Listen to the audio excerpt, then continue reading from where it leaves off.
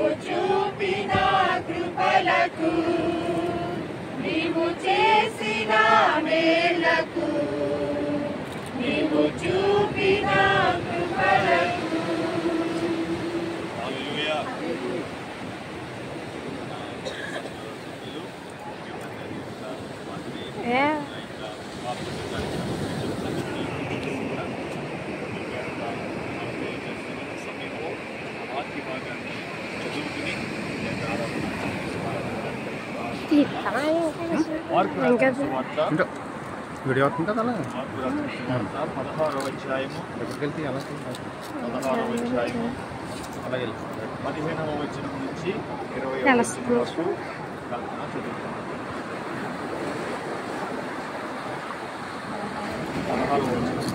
16వ అధ్యాయము 15వ వచనం.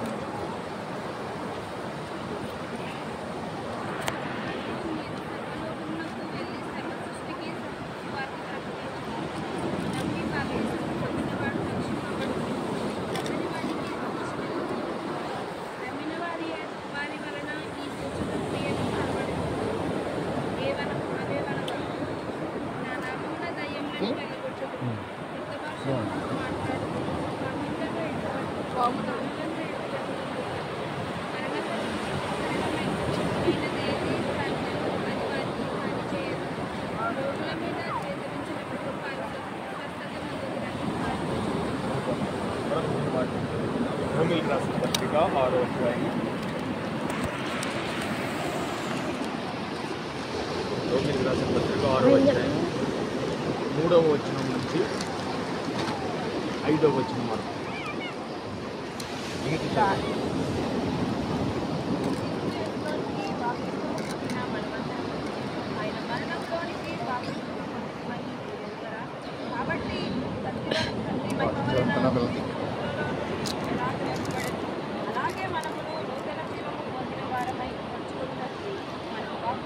అదే నా ఫోన్లో ఉందండి.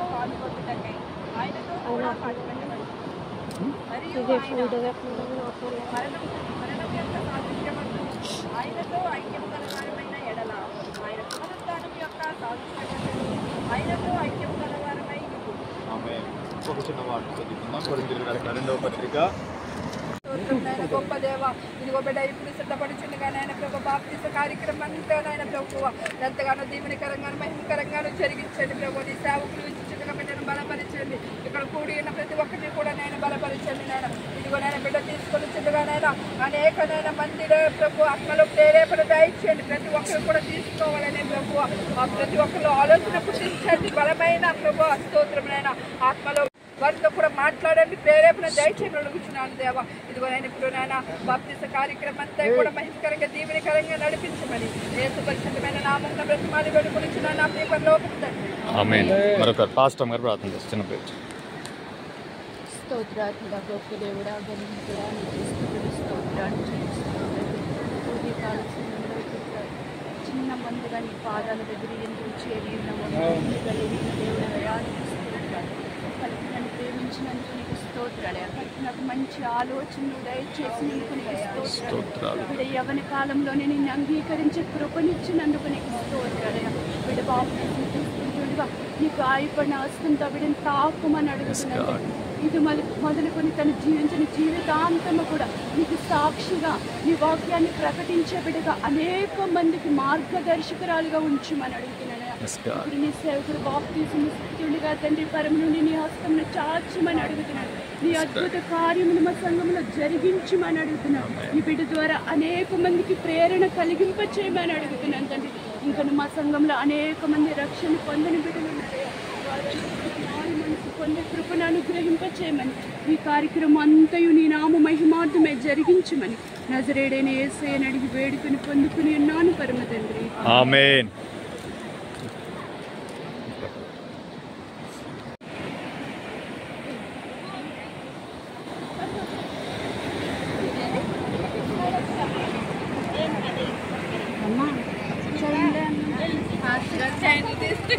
ఇక్కడికి వెళ్దాం పర్లేదు.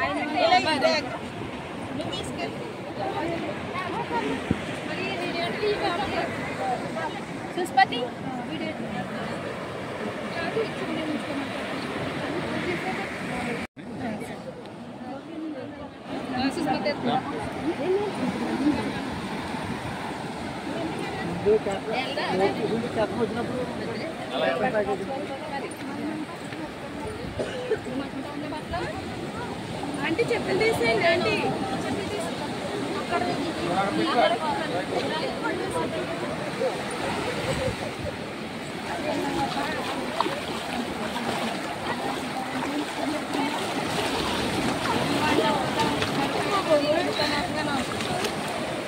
ఉన్నారు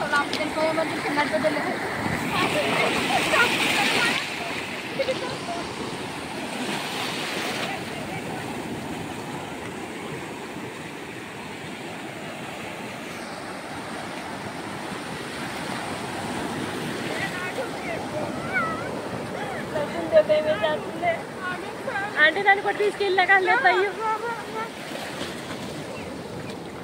ఫోన్లు కట్టుకో పడిపోతాం.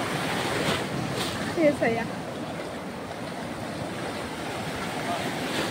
సరిపోతే సరిపోతే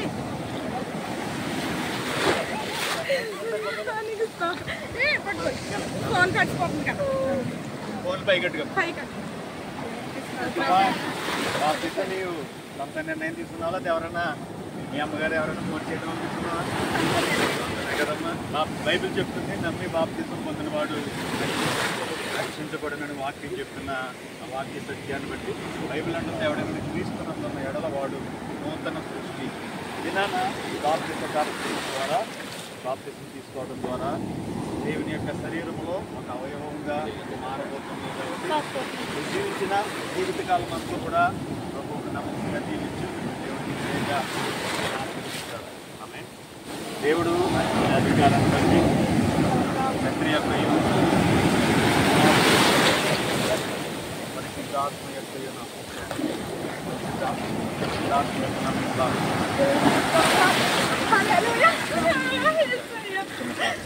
పరిశుద్ధుడా నీకు వందనాలు తండ్రి, పరమ తండ్రి నీకు స్తోత్రాలు.